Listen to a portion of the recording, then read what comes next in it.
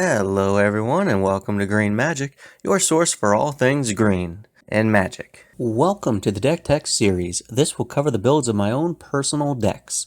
I change my decks fairly often and have all of them listed on deckstats.com, so if you're interested in seeing the most current version or look ahead to other decks, you can find me there under Green Magic, and there's a direct link in the description.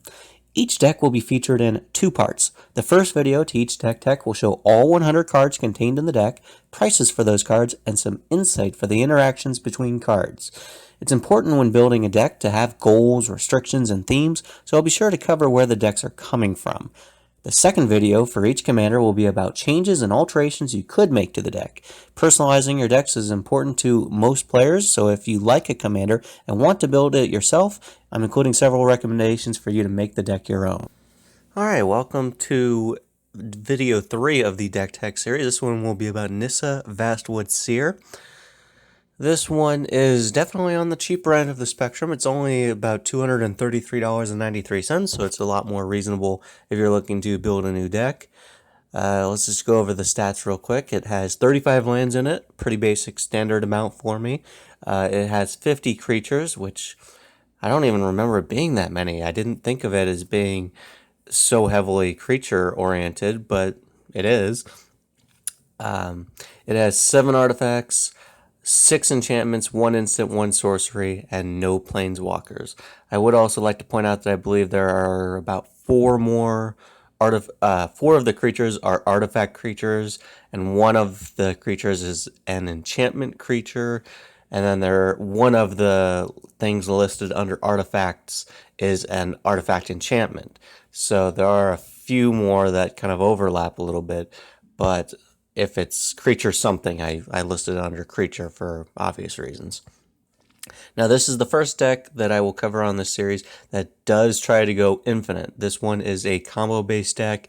It is all about trying to generate infinite mana and then doing a couple of other things infinitely. So it does go for that. If that's something that you want to try doing, this might be a good deck to do it, and especially at a reasonable price point, it's pretty easy to pull it off. This deck is all about enter the battlefield effects. In just a moment, I'll tell you a little bit more about why I even built it. This deck does try to win through combo. Like I mentioned, it's an infinite combo, but it specifically is trying to do a few certain things where it tries to put them together in such a way that combos out your opponent. And it's all about the value train. Everything that all the creatures in this deck care about either enter the battlefield or will generate you extra value off of the other creatures. And you're just constantly drawing cards or searching your library for lands. Like with Nissa, you're always either getting an extra card or something to that effect.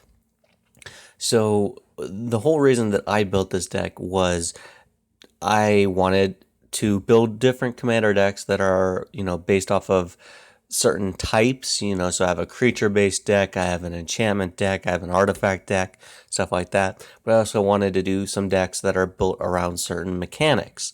I have a landfall deck. This one is all about enter the battlefields.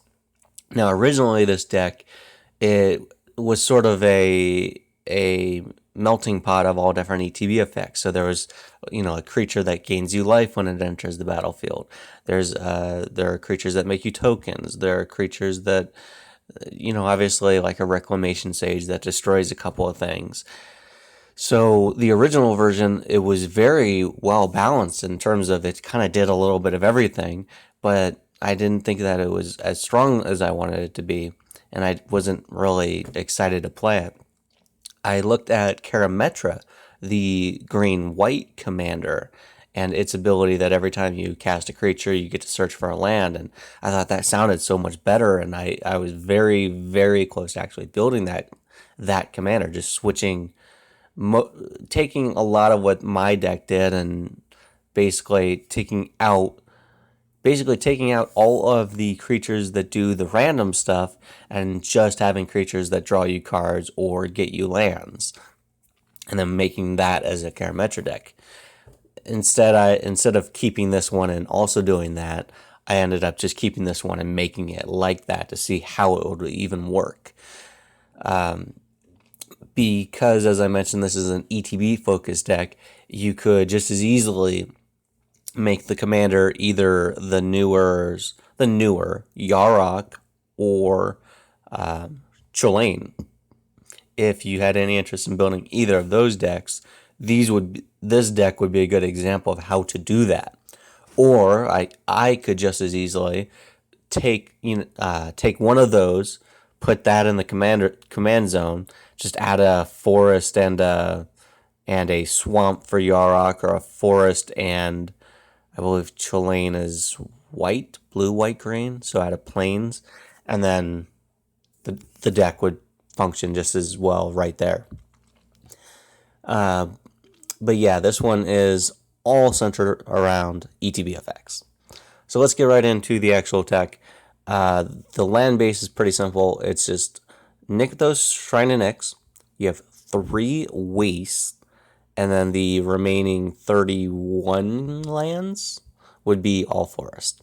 So Nykthos remains a great card for generating a ton of mana in a monocolor deck. You'll see it show up in almost all my deck techs. The reason why this one has 3 wastes is for 1 card in the deck that I just want to help generate colorless mana for. Nykthos can be used to generate colorless mana, and there are obviously plenty of utility lands. Even just a Reliquary Tower would give you colorless mana, but I wanted to go with basic lands because they'll be a lot easier to fetch out. Now, the deck has 5 mana doublers. The base set that I use for most decks: Vernal Bloom, Gauntlet of Power, Cage Sun, Mana Reflection, Zendikar Recursion. Those 5 are just great at doing that effect. And those are the 5 that I generally come back to if I'm looking for 5 mana doublers. Not much to say about them. So let's move on to the cards that actually do what the deck wants to do. So there are 20 cards in the deck that are just focused on getting you lands. 2 of them are Boreal Grazer and Elvish Pioneer. They are about taking a land from your hand, putting it into play tapped. So they ramp you that way. The next one's Gatekeeper, Vine, Sylvan Ranger. They are the 2 mana ones that will search you for a land and bring it to your hand. Pilgrim's Eye, Farfinder, Borderland Ranger, District Guide, Civic Wayfinder. Those 5 are all 3 mana creatures that will search for a land and put it to your hand. Now, Firefinder I like because it's colorless, same with Pilgrim's Eye, and that can help you against any kind of protection from green, like a sort of Feast and Famine type effect. Having colorless creatures can help you there. Pilgrim's Eye also has the benefit of being a flyer, so that can help you on the defensive side a little bit as well. Just when you get that one cast out a little bit early, your opponents also have some early attacks, you at least have a blocker before you get up to your big explosive turn. Ulvenwold Hydra, this one is one that searches for a land and puts it into play tapped. What makes him stand out from the other ones is that it's any land, so he's the only thing that can search out the Nykthos. Now, let's talk about the other 10 that will get you a land. Wood Elves, Silverglade Elemental, both get you a single forest, which would matter in other decks if you're looking for dual lands, but a forest, and it comes into play untapped. Avatar of Growth gets you 2 lands. They do have to be basics, but in this case it would almost always be forest. Untapped. This card is a little bit more unique in that it costs 1 less for each opponent. So in a 4-player pod, it only costs 3 mana to cast. And all of your opponents also get that bonus effect. They also get to get 2 basic lands into play, untapped. In most cases, you don't care, but at certain points in the game, you might be a little bit worried. Certainly, if you're at the point where you got a ton of lands in play and you don't need more lands, you wouldn't want to cast this, because at that point in the game, ramping your opponents is going to, or just giving them untapped lands is more of a danger than it is, helping you. Yavimaya Dryad, Farhaven Elf, Yavimaya Granger, those are 3 manas creatures that get you a land into the play tapped. Yavimaya Dryad is always going to be a forest, and that one you could put it under the control of an opponent. not necessarily for a group hug friendly reason, just because it has Forest Walk, but it's a 2/1, so you don't necessarily care to give your opponent a forest just so that you can attack with this thing. And then Yavimaya Granger has Echo. In most cases, you wouldn't pay it if you need to. The only reason that you would is if you have Nykthos out and you plan on untapping Nykthos several times. So it will end up paying for itself. And then you have, as 4 mana, Solemn Simulacrum, Ondu Giant, Quirion Trailblazer, Wild Wonder. They all get you the land into play tapped. And in Solemn Simulacrum's case, he's just good to have another colorless creature that can block anything that might have protection from green. Of course, you don't want too many creatures like that are colorless, because they don't add to your devotion to green for the purposes of Nykthos. But having a handful is a pretty good idea. Next, let's go on to the 10 creatures that just draw you a card when they enter. Multani's Acolyte, Wall of Blossoms, and Elvish Visionary are all 2 mana. Multani's Acolyte is good in that it's double green, so it double adds to your devotion to green. But it does have Echo. Now, if Nykthos is in play, there's no reason not to pay Echo, because you will get that mana right back just with the Nykthos. But otherwise, you don't necessarily want to play it. These are the best things to just keep bouncing and replaying over and over, because they're only 2 mana and they draw you a card. Pike Knight is the kind of unique 3 mana one in that it draws you a card at the beginning of the next upkeep. So it doesn't draw you it right away. If you're on your big explosive turn, that's a downside. If you're earlier in the game, then it doesn't matter, usually one way or the other. It could be a slight upside in that if you have 7 cards in hand, this will draw you it during the next upkeep, so you don't have to discard anything that turn. This card is, by the way, only in 9 decks on EDHREC, so I would not want to take it out, just because it's in so few decks. I want to see it in play. Llanowar Visionary is the only 3 mana draw card that also can tap for mana if you get it out before your big explosive turn. So it does have slight upside compared to the others. Carven Carotid and Generous Stray and Skyscanner are the other 3 that are 3 mana. Skyscanner is both colorless and has flying. Carven Carotid has double green pips for devotion. It does have Defender, usually doesn't matter. Then at 4 mana, you have both Master Admirer and Haru Ona, each of which has a slight upside. Master Admirers, you can get it out of your graveyard by paying double green whenever you cast a creature spell. So you cast a different creature spell, you pay double green. This goes from your graveyard to your hand. And then Haru Ona says whenever you cast a Spirit or Arcane, you return this from the battlefield to your hand.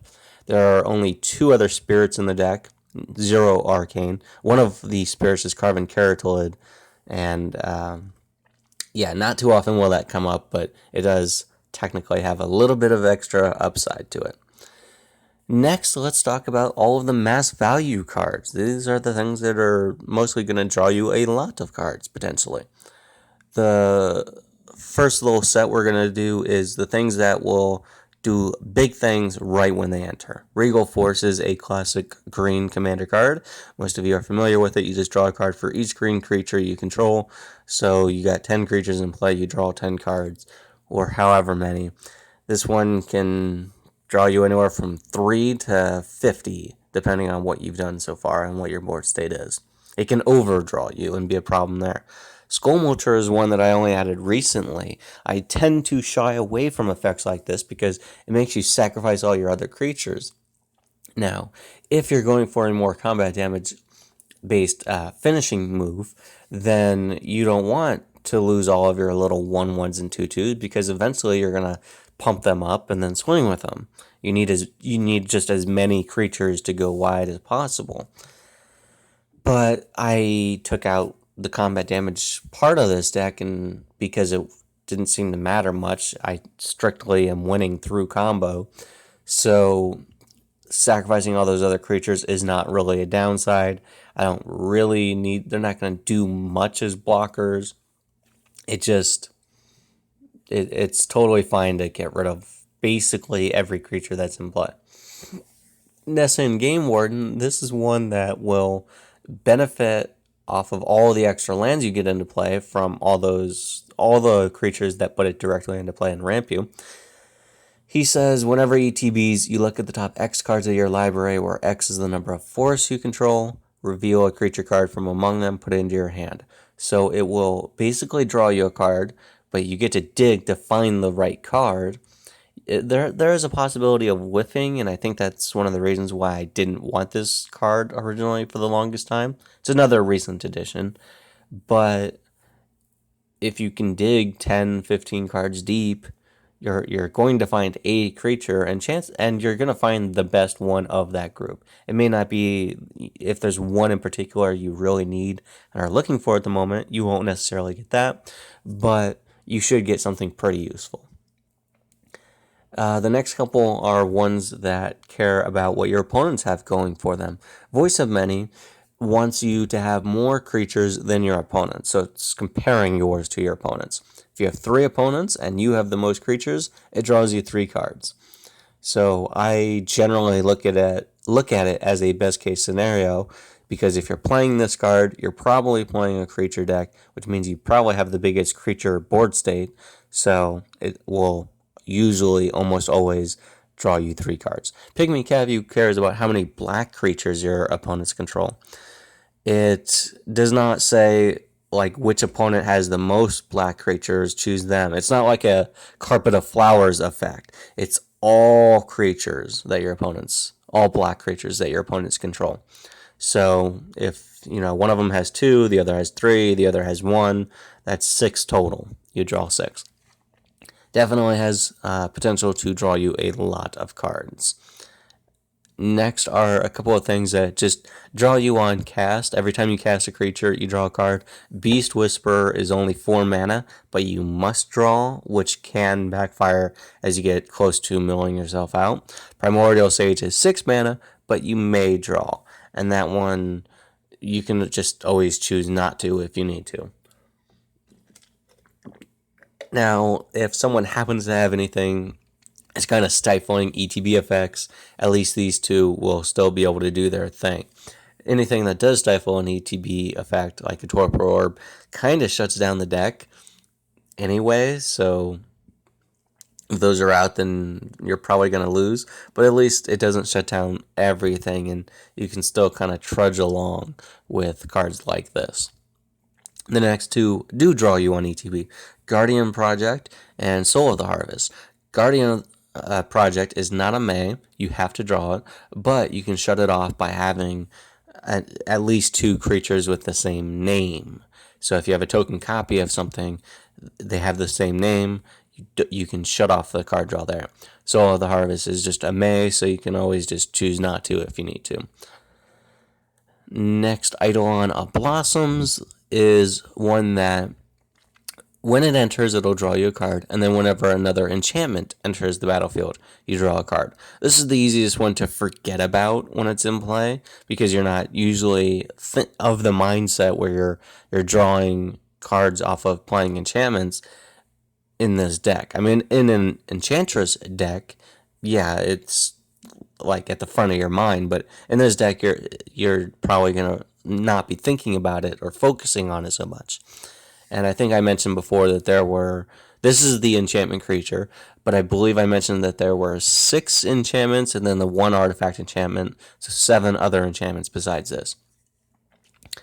The next thing will be your commander itself. So this one both falls into that category earlier of once you ETBs, you just search your library for land, but it has a second part where you can get even more value. Once a land enters the battlefield, if you have 7 or more lands, she flips over to the Planeswalker side. From there, you just plus her to reveal the top card of your library. If it's a land, it goes into play. Otherwise, you put it into your hand. So she's just more card advantage once she flips into a Planeswalker. The -2 creates you a 4/4 token. I would realistically never use that. The the ultimate, which is -7, I'd almost never even consider using that. First of all, you would have to plus her 4 times in a row to even get there, because there are no doubling effects in this deck.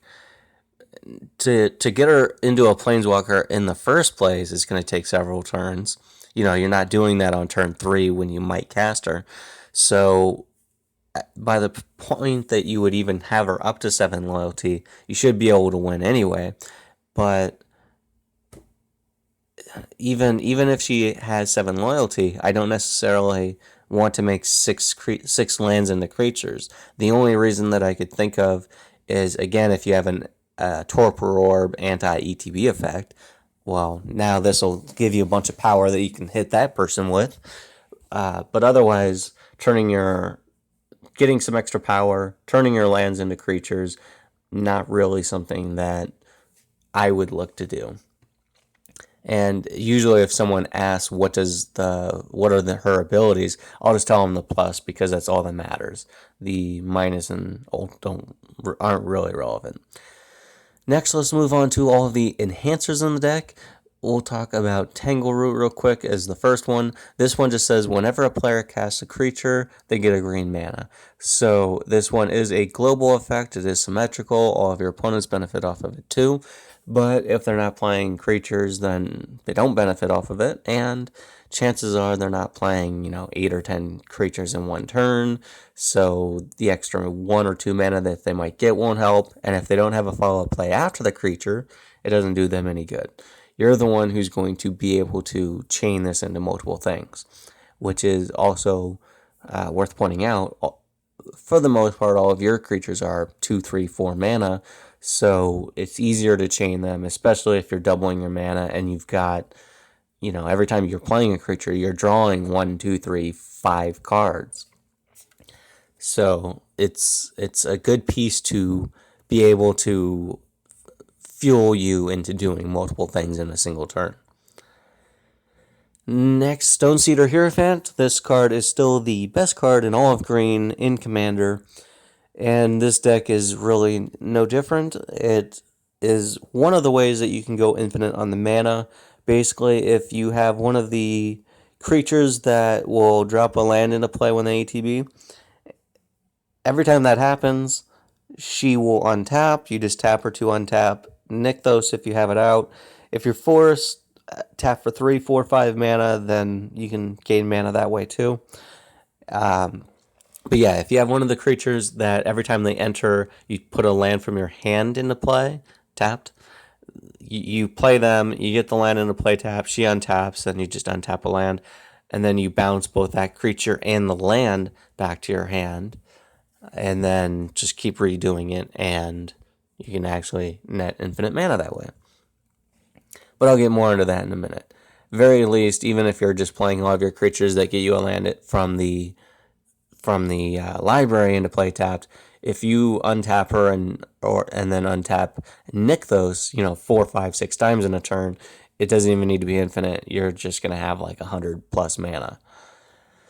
The next group are all the things that will make you extra token copies of your creatures. Dual Nature is another global effect. It does apply to all of your opponents. Usually it doesn't matter too much. So this one has a few different parts to it. One, whenever a creature ETBs, you get the token copy of it. Check. 2, whenever a creature card leaves play, all tokens with the same name leave. So this would apply to all tokens that weren't created by it. So if you had your Wood Elves in play, Dual Nature would give you a token copy of it. Then you make a token copy with one of these other 2 cards on screen. If the Wood Elves leaves, both the token copy that was made by Dual Nature and any and all token copies made by the other effects will all leave as well. So you lose all token copies.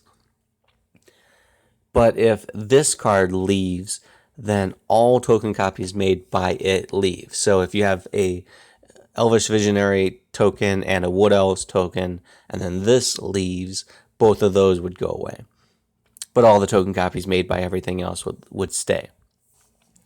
So it might sound a little bit confusing, but if you saw it in play, it would make a lot of sense and be easier than you might think.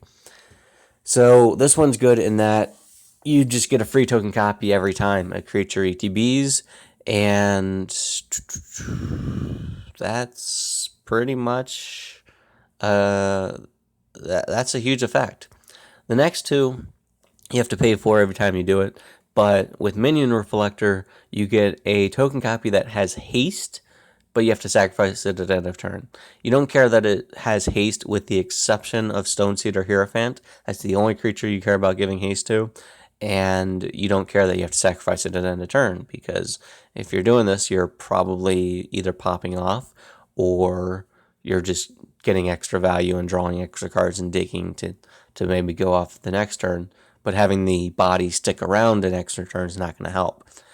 This is the thing that you could use if you wanted to swing out with everything. If your win condition somehow gets exiled or something, then you could just, make a bunch of copies with this, and then have an army of small creatures that you can swing with. Bramble Sovereign, you have to pay 2 mana for each token, but they stick around. They don't have haste, but they do stick around. These are just ways for you to create extra copies of the creatures that either give you mass value, or if you have no cards in hand, but you do have that Elvish Visionary, you can at least make 2 copies of it and dig a little bit deeper if you kind of get stuck. The next couple of enhancers are really good. Wild Pair, this says every time a creature ETBs, if you cast it from your hand, you get to search your library for something with the same total power toughness. So if you play a Wood Elves, his total power toughness is 2. He is a 1/1. That's 2 total. So you just search your library for another creature that is either a 1/1 or a 0/2, some way where his power toughness add up to 2. Now, one thing that I do want to point out is that 2 of the mana doublers, Cage Sun and Gauntlet of Power, give all your creatures +1/+1. Or in the case of Gauntlet of Power, it would just give your green creatures. So it would affect your colorless creatures differently than your green ones. But anyway, they give your creatures +1/+1. So that same, Wood Elves would enter as a 2/2. So you'd have to go find something with total power 4. Or if you had both of them in play, the Wood Elves would enter as a 3/3. And you'd have to go search your library for something total power toughness of 6. So just be aware, if this card's in play and one or both of those other ones are, you do need to kind of check to make sure you get the right number. That doesn't really hurt the deck too much. They're not like a super non-bow, in that everything in the deck is pretty small. Even if you do have to upgrade, from a 1/1 to a 2/2 or a 3/3, there's still a handful of creatures that will be in that range. The deck isn't like some small 1/1 things and then some 10/10 things. So you don't have to worry about fail to find too often with Wild Pair. The Ulvenwald Hydra is really big, and you'll if you play him, there's not another creature in the deck that you'll go find. That one won't get you anything off Wild Pair. And there might be a couple of the other bigger creatures, like the 6/6s, the Soul of the Harvest, but for the vast majority of the deck, you should be able to find something. Panharmonicon doubles all ETB effects of artifacts and creatures. So it does not double the landfall effect that Stoneseed or Hierophant has, but everything else in the deck it should double. Which, just think of the previous enhancers I mentioned. Dual Nature, that will trigger twice so that you get 2 copies of whatever the creature token is. With Minion Reflector and Bramble Sovereign, you will get 2 opportunities with each of those to make a token copy at the cost of 2 mana. So you could make, if you had all 3 of those out and Panharmonicon, you get 2 token copies off Dual Nature. You could pay 4 mana to make 2 more with haste with Minion Reflector, pay 4 more mana to get 2 more copies with Bramble Sovereign. So you could get 2, 4, 6 copies plus the original.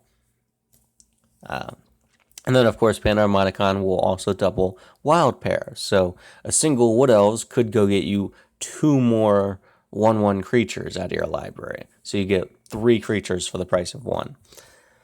Yeah, it just turbocharges the deck. And that is kind of the idea of what the deck is built on, is ETB effects. So that card is the flavor of the deck. Next are the 2 things that will allow you to bounce things. Teamer Sabertooth is the green card that will allow you to bounce any creature for just 2 mana. This is if you just want to play the same creature over and over. Cloudstone Curio says whenever a non-artifact permanent ETBs, you may return something that shares the type. This is a way for you to return enchantments to your hand, like if you have that Guardian Project out, but you need to stop drawing cards, so you just play a different enchantment, such as the Dual Nature or the Wild Pair, so that way you can get those into play, get the Guardian Project out. As far as lands go, you could do it again in conjunction with the Grazer, the Arboreal Grazer, or the Elvish Pioneer, and that way you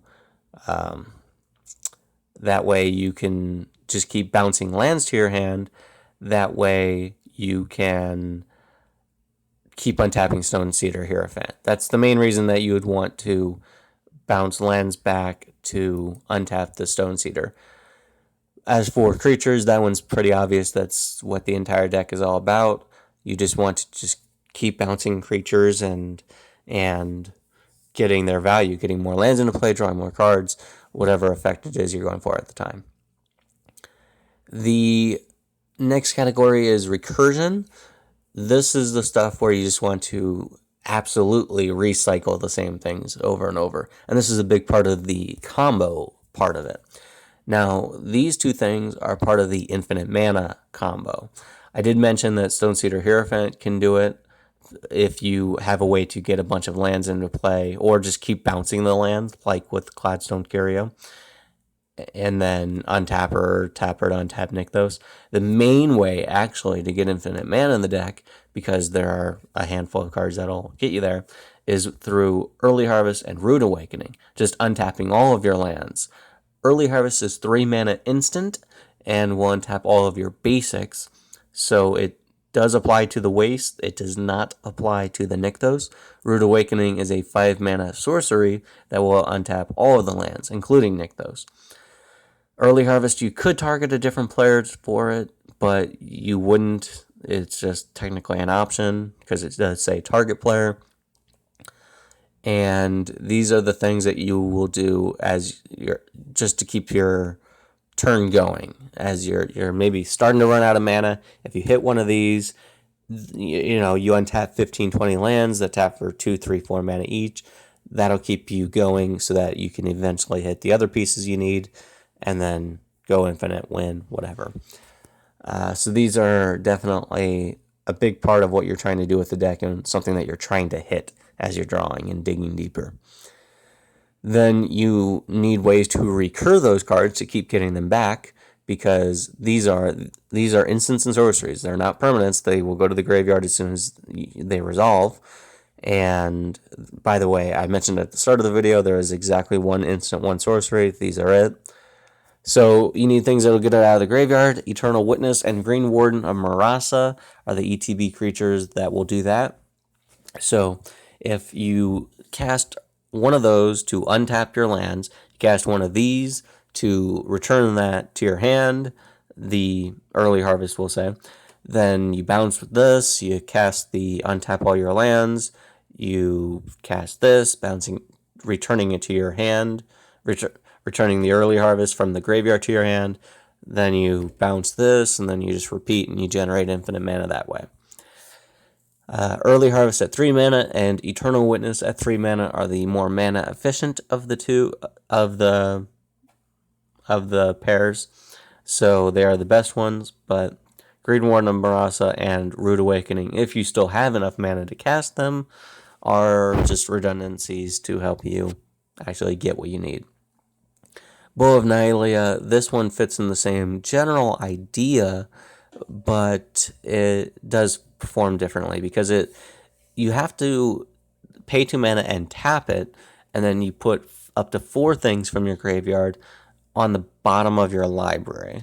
So they're a lot harder to get back or get to, but at least you would still be able to recur things. You wouldn't necessarily want to use that with the Early Harvest or Root Awakening, but almost anything else that you may have put in your graveyard, this is just a way to put it into your library.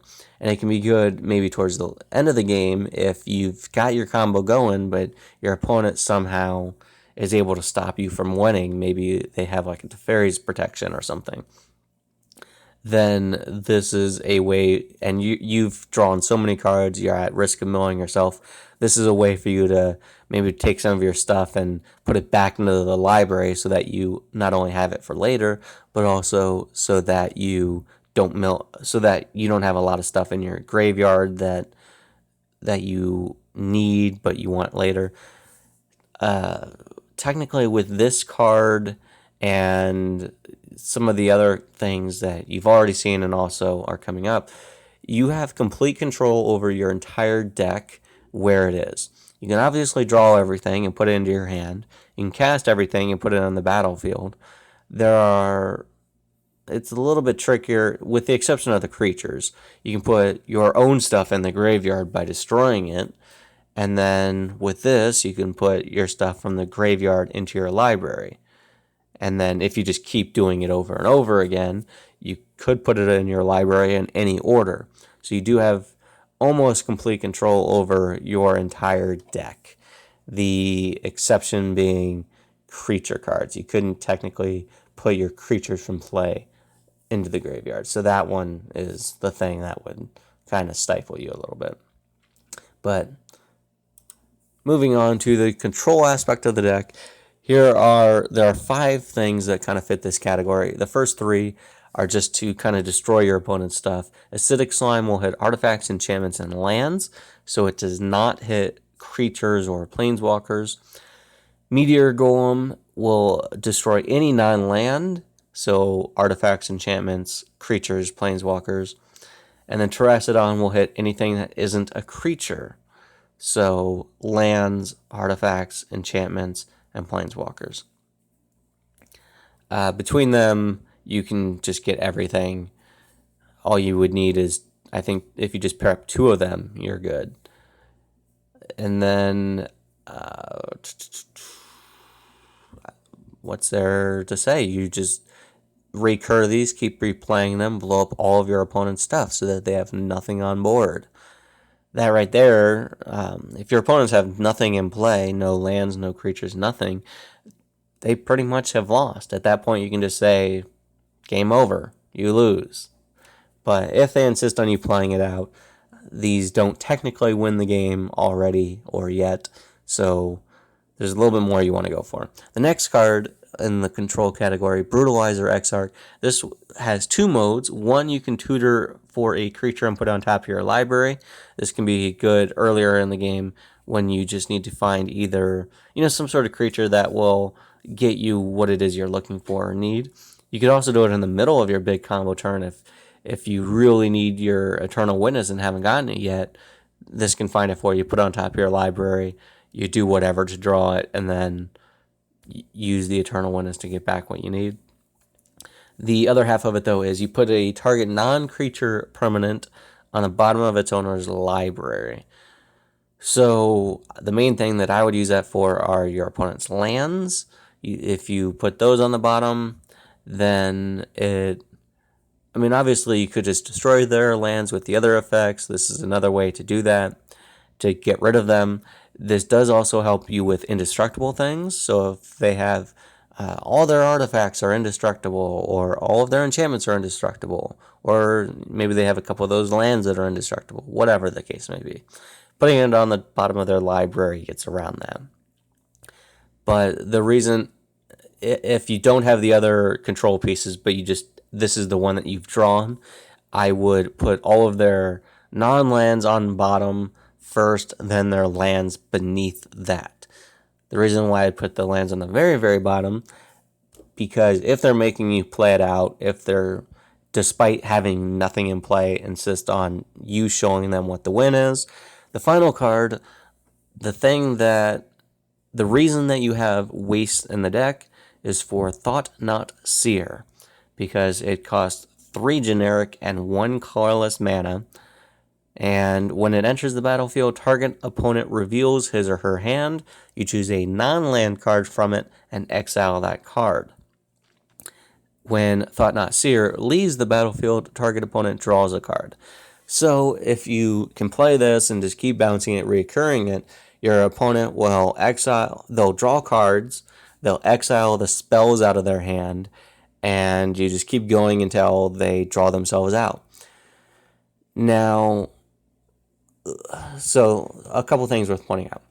If they're making you play this out, like really making you play it out, one thing that I would try to do, with the reason that I would try to put their lands in the bottom with Brutalizer Exarch, is you just make them keep drawing until they've got 5 cards left, all of which are lands because of the Brutalizer Exarch, and they have 0 spells in their hand. At that point, you just say, all right, now I end the turn. Pass. And then you make them play 5 more turns where all they can do is play lands. And then they mill out, and you're like, okay, well, are you glad we played that out? But you don't have to do that. You could just straight mill them all the way through, and as they draw that card after their library has no cards in it, they've completely milled out.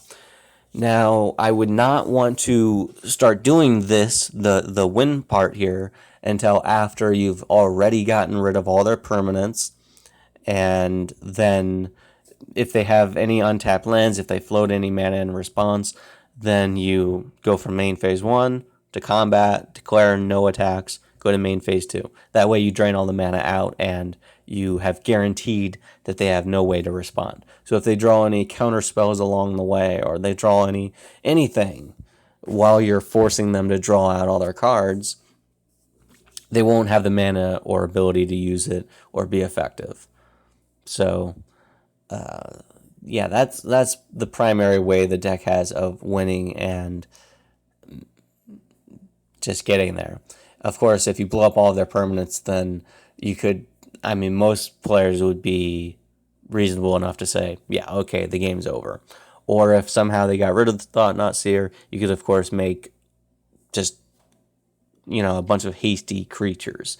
But at one point, up until fairly recently, the deck did have, I believe it was 3 or 5 creatures that when they ETB, they buff up your team, like End Race Forerunners. I took those out because really I never thought of combat as being the end game of this deck. It always kind of revolved around combo, specifically this creature, and me wanting to blow up all of my opponent's permanents.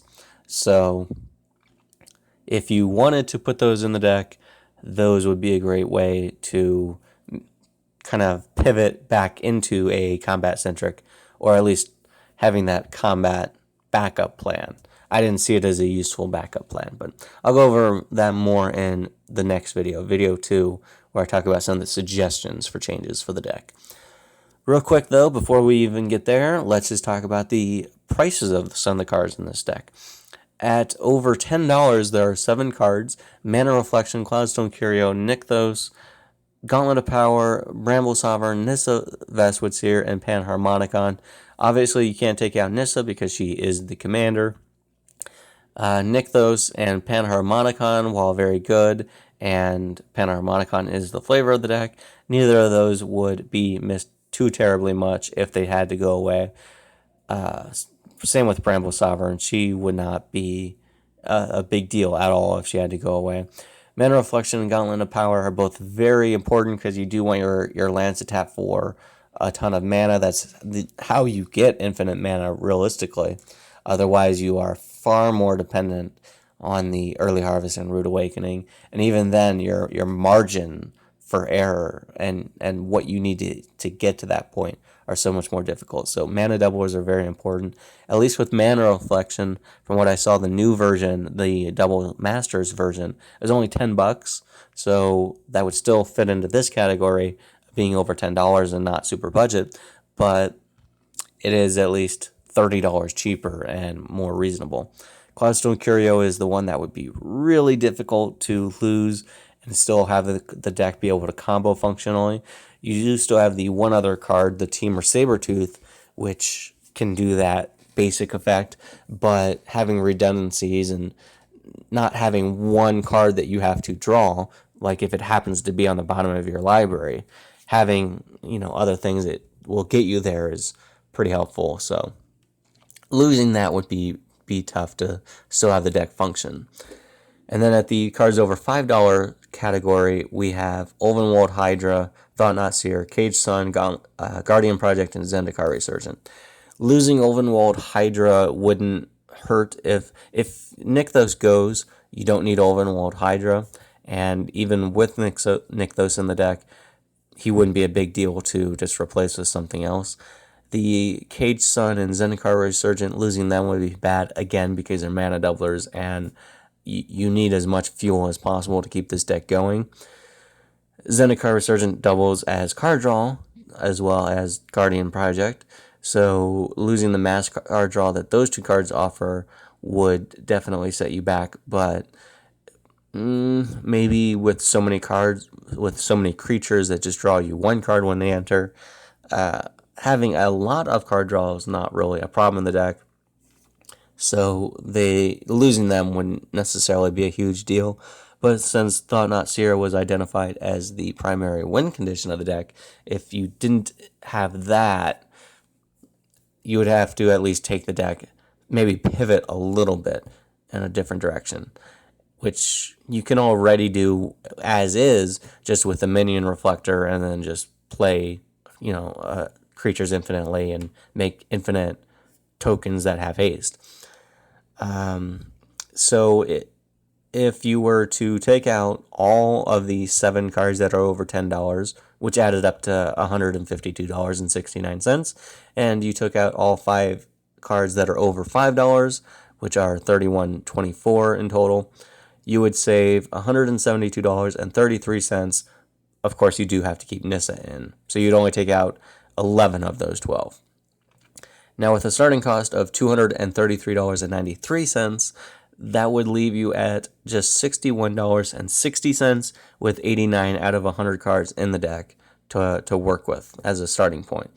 And from there, it should not be very difficult to fill in those 11 slots with 11 budget cards, keeping the deck at under $75, much less under $100. So this deck can definitely pivot into what was already a very reasonable price for a commander deck into an even more budget. And we'll go over that more in the second video, where I talk about some suggestions about things that you might want to put in that would help the deck or make it more flavorful, maybe make it more combat damage centric, just other alternatives if you happen to have them in your collection. That will be in video 2 coming up soon. Thank you for joining me, and bye.